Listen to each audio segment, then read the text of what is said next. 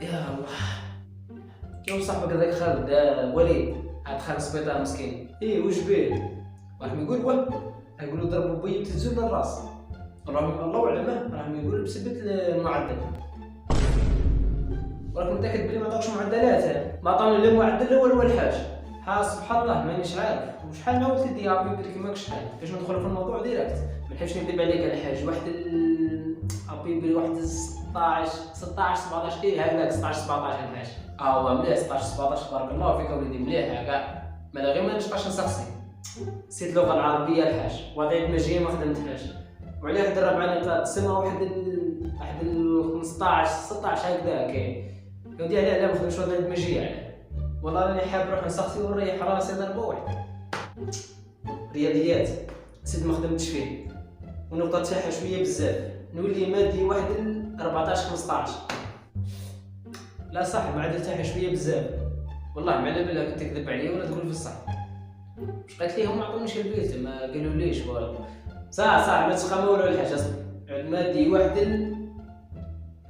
13 12 13 12 رسمي كاع راه تقول نقصت ولا وشني بصح 12 13 مليحه معليش 12 13 عادي يقول لك بركه في القليل فهمت زعما دوك راك سيريو زعما دوك ما تزيدش تبدل خلاص وراك تعرفني بلي ما نحبش نكذب عليك كاع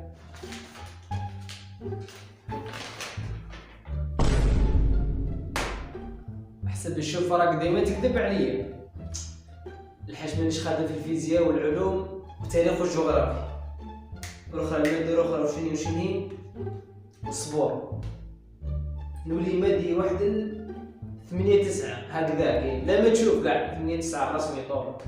والله حتى انايا حتى قالوا لي دا 4 قلت ما نعلم الشيطان يا ودي عيب وقيل راها 44 بعدك 14 بعدك 41 ما صدقتش حتى شفت بعينيا هاك كبير الله سدي 17 ليه الحاج حبه في الراس قربعوا ليه قربعوا لا اله سلم على الشهداء اللي معاك سلم على كل اللي